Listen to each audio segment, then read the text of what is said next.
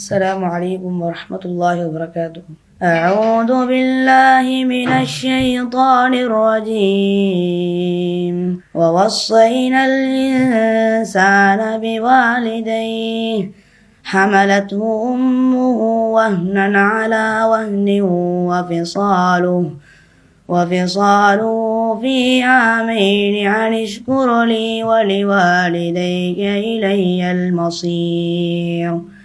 وإن جاهداك على أن تشرك بي ما ليس لك به علم فلا تطعهما وصاحبهما في الدنيا معروفا واتبع سبيل من أناب إليه ثم إلي مرجعكم فأنبئكم بما كنتم تعملون.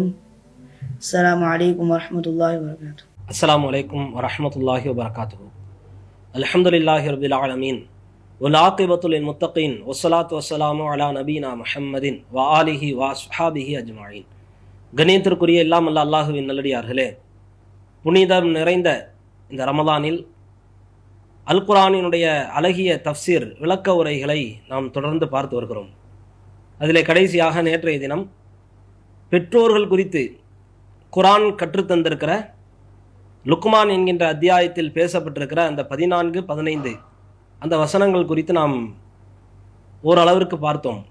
இன்றைக்கு அதனுடைய தொடர்ச்சியாக 15வது வசனத்திலே இறைவன் பேசுகிற சில கட்டுப்பாடுகளை நாம் தெரிந்து கொள்வதற்கு கடமைப்பட்டிருக்கிறோம். 14வது வசனத்தில் அல்லாஹ் ரப்பல் ஆலமீன் பெற்றோர்கள் குறித்து வலியுறுத்தி சொல்லி தந்திருந்தாலும் அதனுடைய வலியுறுத்தலின் வரையறைகளை இறைவன் நமக்கு நிர்ணயம் செய்து தந்திருக்கிறான். எந்தெந்த விஷயங்களில் கட்டுப்பட வேண்டும், எதிலே கட்டுப்படக்கூடாது. பெற்றோர்கள் அவர்களின் மீது நாம் நேசத்தை வைக்க வேண்டும் என்று இஸ்லாம் சொல்லி தந்தாலும் அந்த நேசத்தின் வரையறையை, எல்லை கோட்டை இஸ்லாமிய மார்க்கம் நமக்கு வரையறுத்து தந்திருக்கிறது. அல்லாஹ் ரப்பல் ஆலமீன் அந்த 15வது வசனத்திலே பேசும் பொழுது ஒயின் ஜாஹதாக்க அலான் துஷ்ரிக பி மா லைஸ லக பிஹி இல்ம், உனக்கு எதிலே அறிவு இல்லையோ அந்த ஒன்றை எனக்கு இணை வைக்குமாறு அவ்விருவரில் ஒருவரோ அல்லது அவ்விருவரும் உன்னை வற்புறுத்தினால் அவர்களுக்கு நீ கட்டுப்படக்கூடாது என்று அல்லாஹ் ரப்பல் ஆலமீன் ஃபலா துத்திஅஹுமா, அவர்களுக்கு நீ கட்டுப்படக்கூடாது என்று அல்லாஹ் ரப்பல் ஆலமீன் சொல்கிறான். அப்ப எந்த விஷயத்திலே கட்டுப்பட வேண்டும்? நல்லறங்களில், நன்மையான காரியங்களில், உலக விஷயங்களில், உலகத்திலே அன்பு, பாசம், நேசம், கருணை காட்டுவதில், இணைப்போடு பிணைப்போடு உறவை பேணிக்கொண்டு வாழ்வதில் அவர்களுக்கு கட்டுப்படலாமே ஒழிய பெற்றோர்களாகவே இருந்தாலும் இறைவனுக்கு இணை வைக்கக்கூடிய விஷயத்தில் கட்டுப்படக்கூடாது. அல்லாஹ் ரப்பல் ஆலமீன் தெள்ள தெளிவாக இந்த வசனத்திலே நமக்கு சொல்லி தந்து விட்டான். வஸாஹிபுஹுமா ஃபித் துன்யா மஅரூஃபா, இந்த உலகத்தின் வாழ்க்கையிலே அவர்களோடு நீங்கள் என்ன செய்யுங்கள்? நல்ல முறையில் நட்புறவு கொள்ளுங்கள். வத்தபிஅ சபீல மன் அனாப இலைய, என்னை நோக்கி திரும்பியவர்களுடைய வழியை நீங்கள் என்ன செய்யுங்கள்? பின்பற்றுங்கள் என்று அல்லாஹ் ரப்பல் ஆலமீன் இந்த வசனத்திலே நமக்கு தெள்ள தெளிவாக சொல்லி தருகிறான். அப்ப இந்த வசனங்கள் நமக்கு நடத்துகிற பாடம், பெற்றோர்களுக்கு பணிவிடை செய்யணும், அவர்களை பராமரிக்கணும், அவர்கள் மீது நேசத்தை பொழியணும், அவர்களை அன்பு பாராட்டணும், எல்லாமே செய்யணும். ஆனால் கட்டுப்படக்கூடிய விஷயம் என்று வந்தால் உலக விஷயத்திலே நீங்கள் கட்டுப்படலாம். மார்க்கம் தலையிடாத விஷயத்தில், மார்க்கத்திற்கு சேதத்தை விளைவிக்காத விஷயத்தில் நீங்கள் கட்டுப்படலாமே ஒழிய இறைவனுக்கு இணை வைக்கக்கூடிய விஷயத்தில் ஒருபோதும் அவர்களுக்கு கட்டுப்படக்கூடாது என்று அல்லாஹ் ரப்பல் ஆலமீன் பேசக்கூடிய வசனத்தை நம்மால் பார்க்க இயலுகிறது.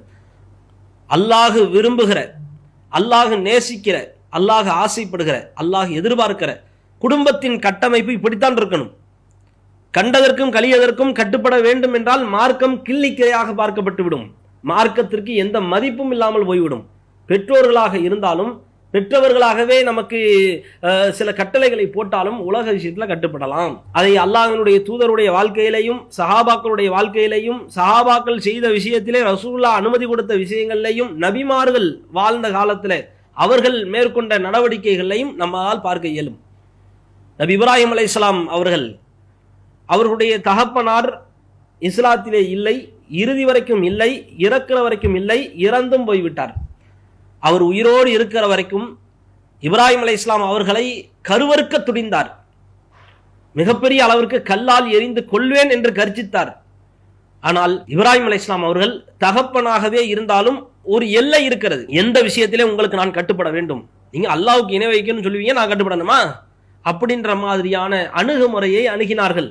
தகப்பனாக இருந்தாலும் பணிவிடை செய்யலாம், அவர்களுக்கு ஆறுதல் பகிரலாம், அவர்களை அரவணைக்கலாம், அவர்கள் மீது பாசத்தை புரியலாம். ஆனால் படைத்தவனின் விஷயத்திலே, மார்க்கத்தின் விஷயத்திலே அவர்கள் கட்டுப்பாடுகளை மீறுவதற்கு நமக்கு சொன்னாங்கன்னா அந்த விஷயத்திலே கட்டுப்படக்கூடாது என்று இஸ்லாமிய மார்க்கம் நமக்கு என்ன செய்கிறது? கற்றுத் தருகிறது. அப்போ ஆசர் என்கின்ற இப்ராஹிம் அலைஹிஸ்ஸலாம் அவர்களுடைய தகப்பனார் வழிகேட்டிலே இருந்து கொண்டு அந்த வழிகேட்டின் பக்கம் இப்ராஹிம் அலைஹிஸ்ஸலாம் அவர்களை அழைத்தார்கள். சும்மா ஒன்றும் இல்லை. வரலாறுகளிலே பார்க்கும் பொழுது ஆசர் அவர்தான் ஊரிலே மிகப்பெரிய தலைவர்களில் ஒருவராகவும் இருந்திருக்கிறார். அப்போ அவர் முன்மொழியக்கூடிய கொள்கையை புறக்கணிக்கிறார்கள் இப்ராஹிம் அலைஹிஸ்ஸலாம். பெற்றோருக்கு பணிவிடை செய்யணும், அதே வேளையில இந்த ஷிர்க் விஷயத்துல ஒருபோதும் உங்களுக்கு நான் என்ன செய்ய மாட்டேன், கட்டுப்பட மாட்டேன் என்பதுல தெளிவான கண்ணோட்டத்திலே இப்ராஹிம் அலைஹிஸ்ஸலாம் அவர்கள் இருந்திருக்கிறார்கள். இதுதான் முஸ்லிம்களுடைய பாதை பயணமாக இருக்கும். ரசூலுல்லாஹ் காலத்திலேயும் சில மக்களுடைய செயல்பாடுகளை பார்க்க இயலும். முஸ்லிம் என்கின்ற ஹதீஸ் கரந்தத்தில் பதிவு செய்யப்பட்டிருக்கிறது, 4189வது ஹதீஸ். அதே மாதிரி திருமதியில 3113வது ஹதீஸ், அகமது என்கின்ற கிதாபில 1528வது ஹதீஸ். ரசூலுல்லாஹி ஸல்லல்லாஹு அலைஹி வஸல்லம் அவர்களுடைய காலத்தில் நடந்த ஒரு விஷயம். இந்த வசனத்தை அல்லாஹ் ரப்பல் ஆலமீன் எப்பொழுது இறக்குகிறான் என்று பாருங்கள். அல்லாஹ் ரப்பல் ஆலமீன் அந்த இறக்கிய வசனம், பெற்றோர்களுக்கு நன்மை செய்யுமாறு நாம் அறிவுறுத்தி இருக்கிறோம். ஒசைனல் இன்சான விவாலிதைஹி.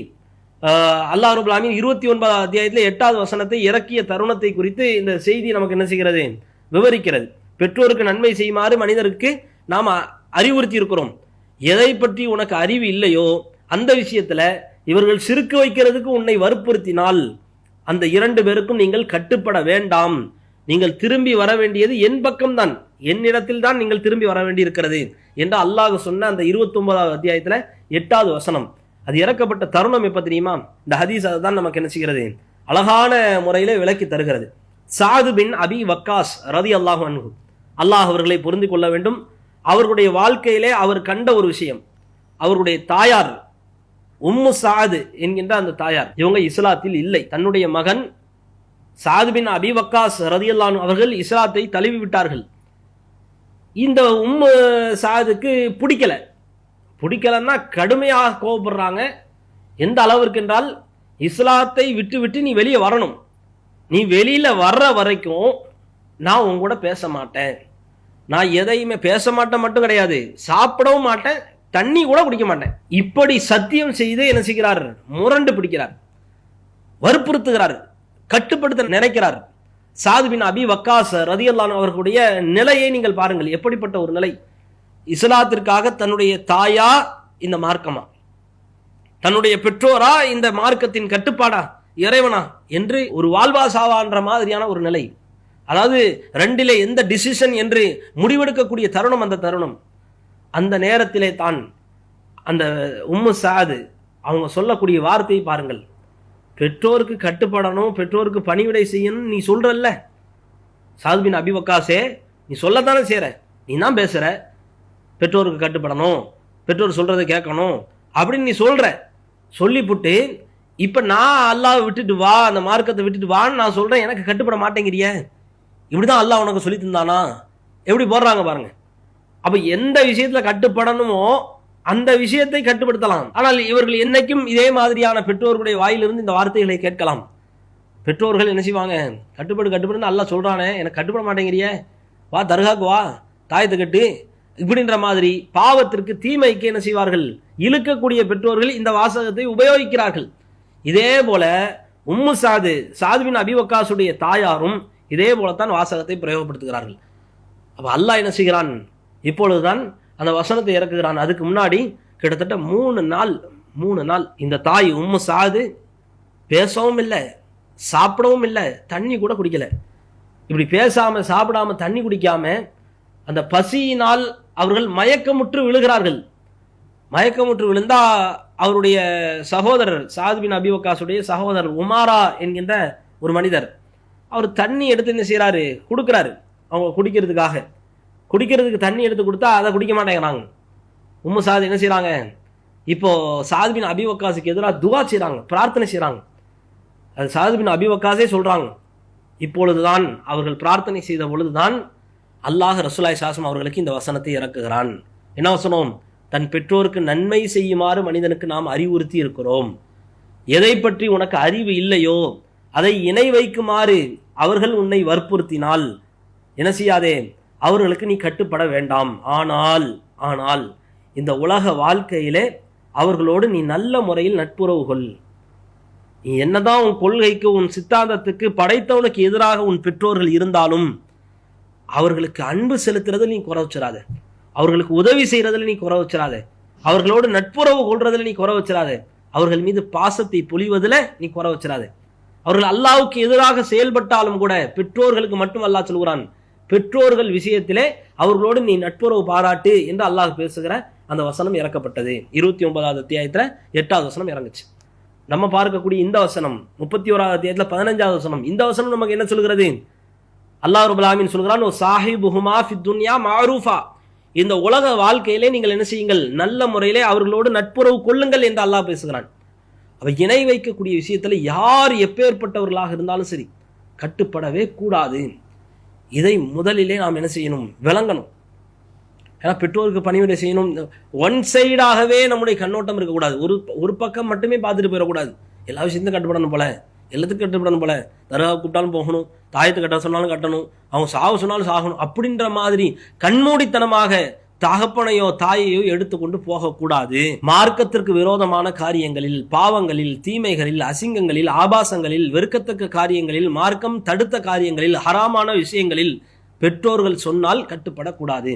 ஷிர்க்கு ஆன காரியங்களில், இணை வைக்கக்கூடிய காரியங்களில், இறைவனுக்கு துரோகம் செய்யக்கூடிய காரியங்களில், இறைவனை புறக்கணிக்கக்கூடிய காரியங்களில், இறைவனுடைய விஷயத்திலே மறுக்கக்கூடிய காரியங்களில் பெற்றோர்களுக்கு கட்டுப்படக்கூடாது.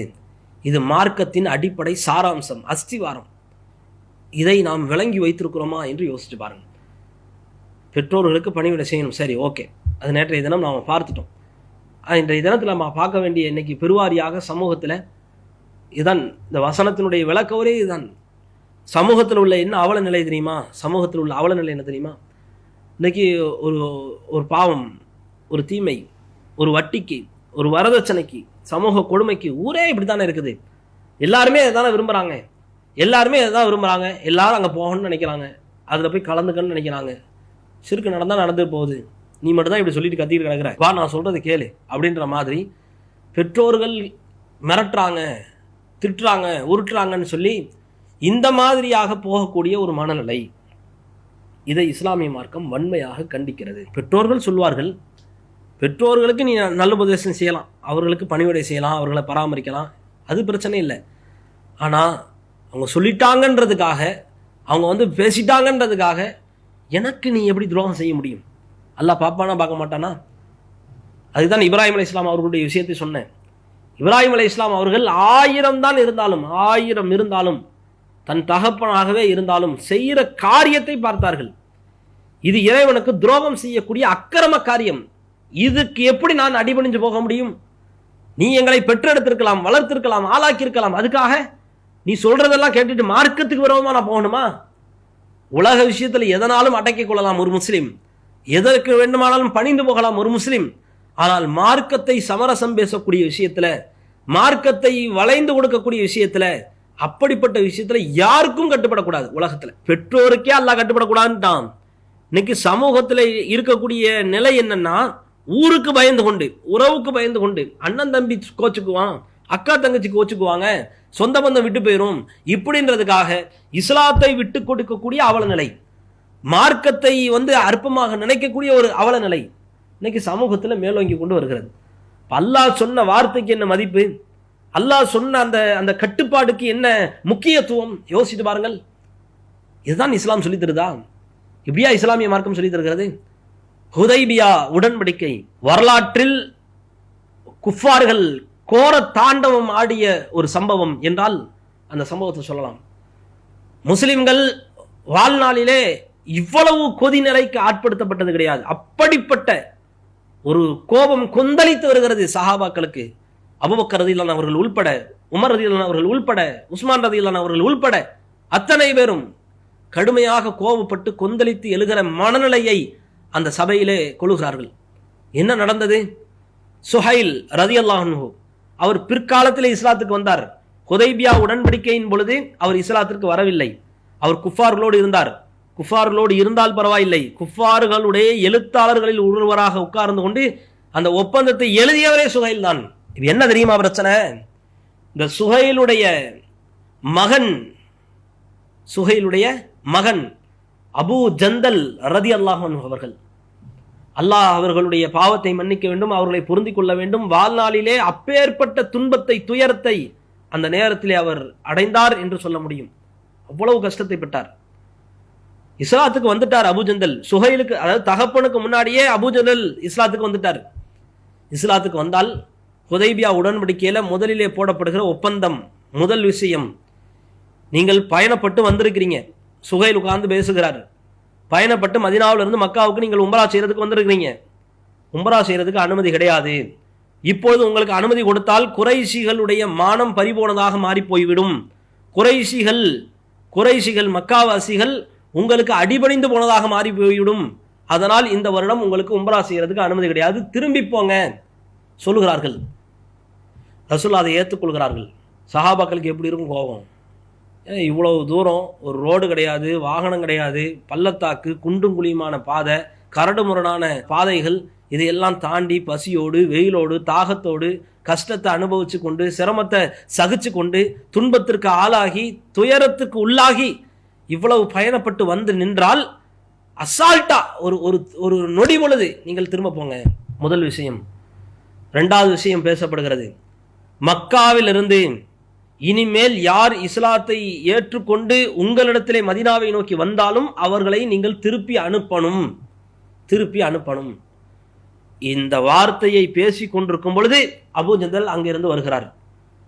உடம்பெல்லாம் கீறி கிழிக்கப்பட்டு இரத்த வாரியாக நிறுத்தப்பட்டிருக்கிறார் அபூ ஜந்தல். சங்கிலிகளால் பிணைக்கப்பட்டிருக்கிறார். உடல் முழுக்க சேதம், குறைஷிகளுடைய கோர தாண்டவம், அவர்களுடைய கொடூர பிடியில் சிக்கி தவிக்கிறார் அபூ ஜந்தல். தகப்பனார் இங்கே அமர்ந்து கொண்டு சுஹைல் எழுத்தர்களில் ஒருவராக இருந்து கொண்டு எழுது கொண்டிருக்கிறார். அங்கே மகன் பாதிக்கப்பட்டு நிற்கிறார். யோசித்து பாருங்கள், அபூ ஜந்தலுடைய அடி மனதிலே, ஆள் மனதிலே அல்லாஹ்வை பற்றிய அந்த எண்ணம், அந்த சித்தாந்தம், படைத்தவனுக்கு இணை வைப்பு என்பது ஒருபோதும் நான் செய்ய மாட்டேன். என் உடல் முழுக்க கீறி கிழிக்கப்பட்டு பங்கப்படுத்தப்பட்டாலும், நான் செத்தே போனாலும் சரி, இந்த மார்க்க விஷயத்துல சமரசம் என்ற பேச்சுக்கே இடம் கிடையாது என்று உறுதிப்பட நின்றவர் அபூ ஜந்தல் ரலியல்லாஹு அன்ஹு அவர்கள். யோசித்து பாருங்க, தகப்பனுடைய வழி என்ன, தகப்பனுடைய பாதை என்ன, சுஹைலுடைய பாதை. அல்லாஹ் அவர்களை பொருந்திக் கொள்ளணும். பிற்காலத்தில் இஸ்லாத்துக்கு வந்து விட்டார். ஆனால் அந்த ஸ்டேட்மெண்ட், அந்த நிலையினுடைய, அந்த சபையினுடைய நிலை என்ன? அப்ப என்னவா இருந்தார்? குஃபார்களில் ஒருவராக இருந்தார்.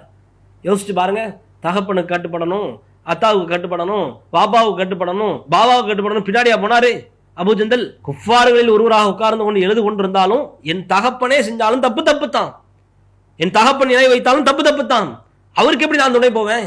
முடியாது. ரசூலுல்லாஹி ஸல்லல்லாஹு அலைஹி வஸல்லம் அவர்கள் ஒரு தடவை அல்ல, 2 தடவை அல்ல, 3 தடவை கேட்கிறாங்க. சரி, நான் ஒப்பந்தத்துக்கு ஒத்துக்கிறேன், இந்த ஒருத்தரை விட்டுருங்க, இந்த அபூ ஜந்தலை விட்டுருங்க, இந்த அபூ ஜந்தலை மட்டும் விட்டு விடுங்கள். 1க்கு 3 முறை ரசூலுல்லாஹ் கேட்டும் அபூ ஜந்தலை சுஹைல் ரலியல்லாஹு அன்ஹு அவர்கள் விடவில்லை. அந்த நேரத்திலே விடவே இல்லை.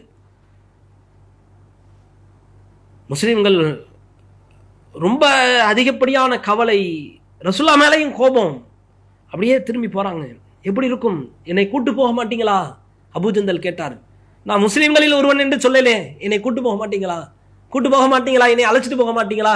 இவர்கள் அடிக்கிறார்களே, துவைக்கிறார்களே, துன்பப்படுத்துகிறார்களே, இரத்த வெறியாட்டம் ஆடுகிறார்களே, இவர்களுக்கு நடுவில் என்னை விட்டுவிட்டு போறீங்களே. கொள்கை உறுதியில கொஞ்சம் கூட குறையவில்லை அபூ ஜந்தல். இதுல தான் நமக்கு படிப்பினை இருக்கிறது. தாய் தந்தையே சொன்னாலும் எப்பேற்பட்ட நிலைப்பாட்டை இஸ்லாமிய மார்க்கம் நமக்கு வடிவமைத்து தந்திருக்கிறது என்று பாருங்கள். அதுக்கு பிறகு பெரிய வரலாறு. அல்லாஹ் முஸ்லிம்கள் திரும்பி சென்ற பிறகு அபூ பஷீர் என்பவர்களை போன்றவர்கள் இஸ்லாத்தை தழுவிக்கொண்டு மதீனாவிற்கு போகிறார்கள். ரசூலுல்லாஹ் திருப்பி அனுப்புகிறார்கள்.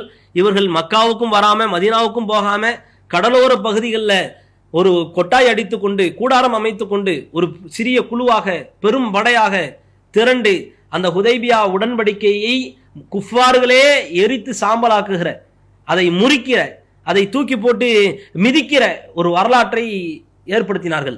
இது ஒரு பெரிய வரலாறு. ஹுதைபியா உடன்படிக்கை மக்கத்து குஃபார்களே என்ன செஞ்சாங்க? வேண்டாம் என்று தூக்கி போட்டாங்க. இதில் நாம் பார்க்க வேண்டிய செய்தி என்ன? இதில் படிப்பினை என்ன?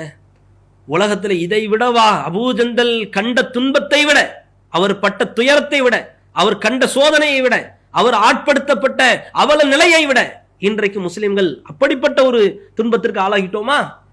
துயரத்துக்கு உள்ளாகிட்டோமா? யாருக்கு யார் பயப்படுறது? ரசூலுல்லாஹி ஸல்லல்லாஹு அலைஹி வஸல்லம் அவர்கள் மட்டுமல்ல, குர்ஆனை கொண்டு உத்வேகம் கொடுக்கப்பட்ட மார்க்கம். கொள்கை உறுதியிலே அல்லாஹ் ரப்பல் ஆலமீன் பற்றி பிடித்துக் கொண்டு வாழச் சொல்கிறான். கன்னஹும் ஹுமுரு முஸ்தன்ஃபிரா, சத்தியத்தை அசத்தியத்தின் மீது போடுவோம், அந்த அசத்தியம் ஓடும். எந்த அளவுக்கு ஓடும்? கன்னஹும் ஹுமுரு முஸ்தன்ஃபிரா, சிங்கத்தை கண்டு விரண்டோடுகிற கழுதைகளை போன்று அவர்கள் இருப்பார்கள்.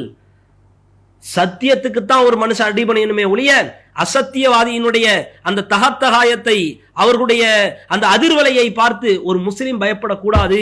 இன்றைக்கு கொள்கை உறுதியிலே நாம் சருகி போகிறோமே, உறுதி இல்லாமல் உருகி போகிறோமே, மார்க்க விஷயத்தை கடைபிடிக்காமல் விலகி போகிறோமே. யோசித்து பாருங்கள், எப்படிப்பட்ட ஒரு பலவீனமான நிலையிலே இந்த சமுதாயம் பயணித்துக் கொண்டிருக்கிறது. அப்ப குர்ஆன் ஓங்கி அடித்து சொல்கிறது, உலக விஷயத்துல பெற்றோருக்கு கட்டுப்படு, அவர்களுக்கு நட்புறவுகள், அவர்களுக்கு பாசத்தை பொழி, அவர்களுக்கு தேவையான உதவிகளை செய், அவர்களுக்கு தேவையான மருத்துவ உதவி, அவர்களுக்கு தேவையான பண உதவி, பொருளாதார உதவி, ஆறுதலான வார்த்தைகள், அரவணைப்பு, அனுசரிப்பு எல்லாத்தையுமே செய். ஆனா ஒரு அளவு இருக்குது, ஒரு எல்லை இருக்குது. எது வரைக்கும்? இறைவனுடைய மார்க்க விஷயத்தில் அவர்கள் தலையிட்டார்கள் என்றால் அவர்களே ஆனாலும் நீ கட்டுப்படக்கூடாது, நீ அதை பேணி விடக்கூடாது, நீ அதை பின்பற்றி விடக்கூடாது, நீ அதற்கு செவிசாய்த்து விடக்கூடாது. ஏன்? இங்கே பெற்றோர்கள் முக்கியமா, பெற்றோர்களை தந்த இறைவன் முக்கியமா என்று பார்க்க வேண்டிய தருணம். இதை இஸ்லாமிய மார்க்கம் நமக்கு சொல்லித் தருகிறது. இந்த தெளிவை சமுதாயம் விளங்கிக் கொள்ளணும். அல்லாஹ் ரப்பல் ஆலமீன் குர்ஆனை அதுக்கு தான் தந்திருக்கிறான். இந்த லுக்மான் என்கின்ற அத்தியாயத்திலே 31வது அத்தியாயத்திலே 14வது வசனம் பெற்றோர்கள் குறித்தான முழு விவரத்தையும் நமக்கு விவரித்து தருகிறது, வலியுறுத்தி சொல்கிறது. அவர்களுக்கு நட்புறவு பேண வேண்டும், அவர்களுக்கு மீது பாசத்தை புரிய வேண்டும், அன்போடு இறுதி வரைக்கும் உறுதியாக அவர்களுக்கு ஒத்துழைப்பு வழங்க வேண்டும். உண்மைதான். 15வது வசனத்தில் அல்லாஹ் அதனுடைய எல்லையை தீர்மானிக்கிறான். நீங்கள் என்ன எங்க சுத்தி எங்க போனாலும் அல்லாஹ் சொல்லி தருகிறான், நீங்கள் அவர்கள் விஷயத்திலே நீங்கள் ஒரு வரையறையை, எனக்கு இணை வைக்கக்கூடிய விஷயத்திலே அவர்களுக்கு என்ன செய்யாதீர்கள், கட்டுப்படாதீர்கள். அல்லாஹ் சொல்லி தந்து விட்டு சொல்லுகிறான், வத்தபிஅ சபீல மன் அனாப இலைய, என் பக்கம் திரும்பியவர்களுடைய பாதையை நீங்கள் பின்பற்றி வாருங்கள். நான் தான் உங்களுக்கு பிரைமரி, மற்றவர்கள் எல்லாருமே செகண்டரி. நான் தான் உங்களுக்கு முதன்மை, நான் தான் தலையங்கம். என்னை விட்டுவிட்டு அல்லாஹ் பேசுகிற வார்த்தை என்ன? என் பக்கம் மீளுபவர்களுடைய பாதையை நீங்கள் பின்பற்றுங்கள். சும்ம இலைய மருஜியோக்கும் ஃபவுனப்பியுக்கும் பிமா குன்தும் தஅமலூன், நீங்கள் எங்கே சுத்தி எங்கே போனாலும் சரிதான், என்னிடம்தான் நீங்கள் திரும்பி வர வேண்டியிருக்கிறது. உலகத்துல எங்கேயும் போய் தப்பிக்க முடியாது. என் அத்தா சொன்னார், அம்மா சொன்னார், அக்கா சொன்னாங்க, தம்பி, அது அல்ல. நான் உங்ககிட்ட கேட்பேன். அல்லாஹ் ரப்பல் ஆலமீன் அந்த வார்த்தையை பதிவிடுகிறான், என்கிட்ட தான் நீ திரும்பி வர வேண்டி இருக்கிறது. நீங்கள் செய்து கொண்டிருந்ததை பற்றி அப்பொழுது உங்களுக்கு அல்லாஹ் நான் என்ன செய்வேன், கண்டிப்பாக அறிவிப்பேன் என்று அல்லாஹ் பேசுகிறான். வசனம் நமக்கு தெல்ல தெளிவாக உச்சந்தலையிலே ஓங்கி அடித்து சொல்லுகிறது. உணர்வோடு, விழிப்புணர்வோடு இரு, பேணுதலோடு இரு, மார்க்கத்தையும் பின்பற்று, பெற்றோர்களையும் பாதுகாத்து. ரெண்டையுமே நீ என்ன செஞ்சிடாத, குழப்பிக்கிறாத, புலம்பிட்டு தெரியாத. இஸ்லாமிய மார்க்கம் இதை என்ன செய்கிறது, அழகான முறையிலே வடிவமைத்து தருகிறது. இதை உள்ளத்திலே நாம் ஏந்தி கொள்ள வேண்டும். அல்லாஹ் ரப்பல் ஆலமீன் பெற்றோர்கள் குறித்து அதிகமாக வலியுறுத்தி தந்திருக்கிறான், சொல்லி தந்திருக்கிறான். ரசூலுல்லாஹி ஸல்லல்லாஹு அலைஹி வஸல்லம் அவர்களும் சொன்னார்கள், லஅனல்லாஹ் மன் லஅன வாலிதா, பெற்றோரை சபித்தவனை அல்லாஹ் சபிக்கிறான், பெற்றோர்களுக்கு பணிவிடை செய்யாதவனுக்கு சொர்க்கம் கிடையாது. இதெல்லாம் உண்மை. எதுவரைக்கும்?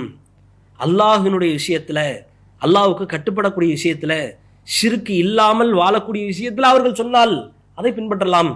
ஷிர்க் வைன்னு சொன்னா அதை பின்பற்றாத. ஹராமான விஷயத்தை செய்யன்னு சொன்னா, சாராயத்தை ஊத்தி தந்துவாங்க, குடிப்பியா? பன்றிக்கறியை அறுத்து பொறிச்சு தராங்கன்னு வைங்களேன், சாப்பிட முடியுமா?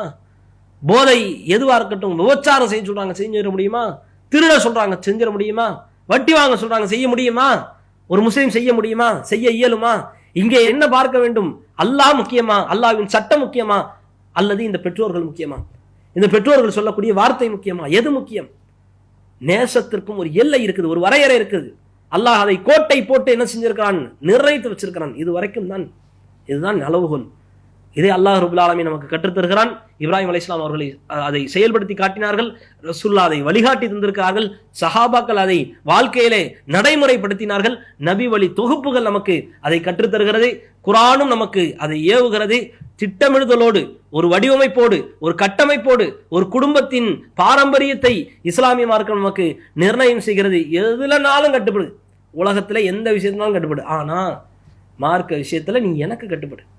அது அல்லாஹ் ரப்பல் ஆலமீன் மிக தூய்மையாக தெளிவாக கற்று தந்திருக்கிறான். இதை உணருங்கள், இதை தெள்ள தெளிவாக உணர்ந்து கொள்ளுங்கள். இந்த புனித மிகுந்த ரமலானில் நாம் எவ்வளவோ செய்திகளை கேட்டிருக்கிறோம், எவ்வளவோ விஷயங்களை தெரிந்து கொண்டிருக்கிறோம். குர்ஆனின் அற்புதம் பொங்கக்கூடிய இது மாதிரியான அறிவுரைகளை விளங்குங்கள். வருஷம் ரமலான் வந்துச்சுன்னா உட்காந்து குர்ஆன் ஓதிக்கொண்டு ஒரு எழுத்துக்கு 10 நன்மை, அதெல்லாம் ஓகே, அதெல்லாம் உண்மைதான், அதெல்லாம் மறுக்கிறதுக்கு யாரும் இங்கே இல்லை. அதே வேளையில் பொருள் உணர்ந்து வாழ்க்கையில செயல்படுத்துறதுல தான் ஒரு முஸ்லிம் தனித்து நிற்பான், தனித்துவத்தோடு நிற்பான். செயல்பாட்டில் கொண்டு வரணும்ல, அதைத்தான் அல்லாஹ் எதிர்பார்ப்பான். குர்ஆன்ல அல்லாஹ் ரப்பல் ஆலமீன் மஸலுல்லதீன ஹும்மிலு தௌராத்த சும்மலம் யஹ்மிலுஹா என்று ஒரு சமூகத்தை இழிவுபடுத்தி பேசுகிறான். அந்த வசனத்தில் என்ன சொல்கிறான் தெரியுமா? அவர்கள் தௌராத் வேதம் வழங்கப்பட்டவர்கள், பிறகு அதன்படி நடக்காதவர்கள். வழங்கப்பட்டுட்டாங்க, வேதம் வழங்கப்பட்டுருச்சு, நமக்கு எப்படி குர்ஆனோ அது மாதிரி தௌராத் வேதம் அவர்களுக்கு கொடுக்கப்பட்டு விட்டது. சும்மலம் யஹ்மிலுஹா, அதை கொண்டு அமல் செய்யவில்லை. கமஸலில் ஹிமாரி யஹ்மிலு அஸ்ஃபாரா, பொதி சுமக்கக்கூடிய கழுதைகளை போன்றவர்கள். அல்லாஹ் சொல்லக்கூடிய வார்த்தை எவ்வளவு கடுமையான வாசகம் பாருங்க, எவ்வளவு கடுமையான வாசகம். நீ பொதி சுமக்குற ஒரு கழுதை மாதிரி இருக்கிற, கழுத பயிலலா அப்படின்ற மாதிரி அல்லாஹ் பேசுகிற வன்மையான வாசகங்கள், கடுமையான எச்சரிக்கை நிறைந்த வாசகங்கள். தௌராத் வேதம் பெருசுலடா, வேதத்தை தூக்கி தலையில தூக்கி வச்சு ஆடின உடனே அதனுடைய மதிப்பு மரியாதை உயர்ந்து போகிறது கிடையாது. அதை கீழே போட்டு நீ மிதிச்ச உடனே அதனுடைய கண்ணியம் குறைஞ்சு போகிறதும் கிடையாது. வாழ்க்கையில இதை அமல்படுத்துறதுல இருக்குது. அதே மாதிரி தான் குர்ஆன். இன்றைக்கு அவர்களுக்கு என்ன தௌராத் வேதம் கொடுக்கப்பட்டுச்சோ இன்னைக்கு குர்ஆன் நமக்கு திறக்கப்பட்டிருக்குது. இந்த குர்ஆனை பொருள் உணர்ந்து அதை அமல் செய்யணும் வாழ்க்கையில. இது சொல்லி தரக்கூடிய ஒழுக்கவியல், குடும்பத்தின் கட்டமைப்பு, கல்வி, அரசியல், வாழ்க்கைவியல், வியாபாரம் எல்லாத்தையுமே இந்த குர்ஆனின் அடிப்படையில் செயல்படுத்துறதுக்கு தான் இந்த வேதம். பார்த்து படிச்சுட்டு அப்படி கடந்து செல்றதுக்கு அல்ல, செயல்பாட்டில் கொண்டு வருவதற்கு, செயல்படுத்துவதற்கு. இதற்குத்தான் இந்த இந்த இந்த குர்ஆனை அல்லாஹ் ரப்பல் ஆலமீன் நமக்கு தந்திருக்கிறான். அப்படிப்பட்ட இந்த மகத்தான இந்த குர்ஆனிலே சொல்லப்பட்டிருக்கிற அமல், பெற்றோர்களை பேண வேண்டும், பெற்றோர்களை பேண வேண்டும், பெற்றோர்களுக்கு கட்டுப்பட வேண்டும். அதே வேளையில் பெற்றோர்களுக்கு கட்டுப்படதனுடைய அந்த கடைசி நிலை, அல்லாஹ்வினுடைய மார்க்க விஷயத்திலே தலையிட்டால், குறுக்கிட்டால், சேதப்படுத்தினால், பாதிப்பை ஏற்படுத்தினால் அந்த விஷயத்திலே கட்டுப்படாதே, உலக விஷயத்திலே கட்டுப்படு. இன்னைக்கு உலக விஷயத்துல கட்டுப்பட மாட்டேங்கிறாங்க. உலக விஷயத்துல அவர்களுக்கு மருத்துவம் எப்போ பார்த்தாலும் மருந்து மாத்திரன்னு சொல்லி செலவழிக்கிறதுல சோம்பேறித்தனம் பண்ணக்கூடிய பிள்ளைகளை பார்க்க இயலுகிறது. அல்லாஹ் பாதுகாக்கணும். அமர்ந்து கொண்டு அனுசரணையாய் ஒரு 4 வார்த்தைமா, நல்லா இருக்கீங்களா, சாப்பிட்டீங்களா, போனீங்களா, என்ன செஞ்சு, என்ன உடம்புக்கு என்ன செய்யுது, இப்படின்ற மாதிரி கேட்கறதுக்கு நாதி இல்லாமல் பெற்றோர்கள் இருக்காங்க. இப்படியெல்லாம் தவிக்க விடப்படக்கூடிய பெற்றோர்கள். ஆனால் உலக விஷயத்தில் நட்புறவு பேணுன்னு அல்லாஹ் சொல்கிறான். இங்கே பேணுறது கிடையாது. மார்க்க விஷயத்தில் வந்துட்டீங்களா வைங்களேன், அது செய்யாதீங்க, மார்க்கம் தடுக்குது, அது சரிதான். ஆனால் என் அம்மா அப்பா சொல்கிறாங்களே, இதை செய்யலைன்னா அவங்க கோச்சுக்குருவாங்க, திட்டிவிடுவாங்க இப்படின்ற மாதிரி. அல்லாஹ் எதில் செய்யணுன்றானோ அதில் செய்கிறதில்லை, அல்லாஹ் எதில் செய்யக்கூடாதுன்றானோ அதில் செய்கிறோம். அப்போ இது சந்தர்ப்பவாதம் தானே, மனசுக்கு தெரியும்ல, உள்ளத்துக்கு தெரியும்ல, அல்லாஹ் பார்த்துக்கிட்டு இருக்கிறான். இதில் கட்டுப்படலைன்னா என்ன ரியாக்ஷன், இதை செயல்படுத்தலாம் என்ன ரியாக்ஷன் நமக்கு தெரியும். தெரிஞ்சுக்கிட்டு சும்மா வெளிப்படையில் காரணத்தை சொல்கிறோம். இங்கே உட்கார்ந்து கொண்டு நான் உங்கள்கிட்ட காரணம் சொல்லலாம், நீங்கள் நம்மள்கிட்ட காரணம் சொல்லலாம். 2 பேரும் சேர்ந்து கொண்டு படைச்ச இறைவனை போய் ஏமாற்ற முடியாது, படைச்ச இறைவன்கிட்ட போய் காரணம் சொல்ல முடியாது. எல்லாவற்றையும் அறிந்தவன் இறைவன். அப்போ அல்லாஹ்வுக்கு தெரியும். அல்லாஹ் ரப்பல் ஆலமீன் தன்னுடைய அந்த சன்னிதானத்தில் நிறுத்தப்பட்டு ஒவ்வொரு ஆளையும் தனித்தனியாக விசாரிக்கும் பொழுது கண்டிப்பாக நாம் மாட்டிக்கொள்வோம். அதை மனதிலே ஏந்தி கொள்ளுங்கள். குர்ஆனின் அடிப்படையிலே ஒட்டுமொத்த வாழ்க்கையை மாற்றி அமைத்து அதை நோக்கி நம்முடைய பாதை பயணம் எல்லாமே செயல்படுத்தப்படணும். அதிலே ஒன்றாக, அதிலே தலையாயதாக, அதிலே சிறந்ததாக, அதிலே உயர்ந்ததாக இருக்கக்கூடிய ஒரு பண்பு பெற்றோர்கள் குறித்தான மார்க்கம் சிலாகித்து பேசக்கூடிய அந்த வசனங்கள், அதை செயல்படுத்த வேண்டும். அதே வேளையில் மார்க்க விவகாரங்களில் அந்த வரம்புகளை மீறுற மாதிரியான செயல்பாடுகளில் கட்டுப்படக்கூடாது என்பதை உணர்ந்து நாம் செயல்பட வேண்டும். இறைவன் அப்படியான ஒரு பாதையை, ஒரு பயணத்தை, ஒரு தெளிவான ஒரு தெளிந்த விழிப்புணர்வோடு செல்லக்கூடிய மார்க்க அறிவை நம் அனைவர்களுக்கும் தந்தருள் செய்வானாக. வாஹிரு தஅவானா அல்ஹம்துலில்லாஹி ரப்பில் ஆலமீன். வஸ்ஸலாமு அலைக்கும் வரஹ்மத்துல்லாஹி வபரகாத்துஹு. அல்லாஹு அக்பர், அல்லாஹு அக்பர்.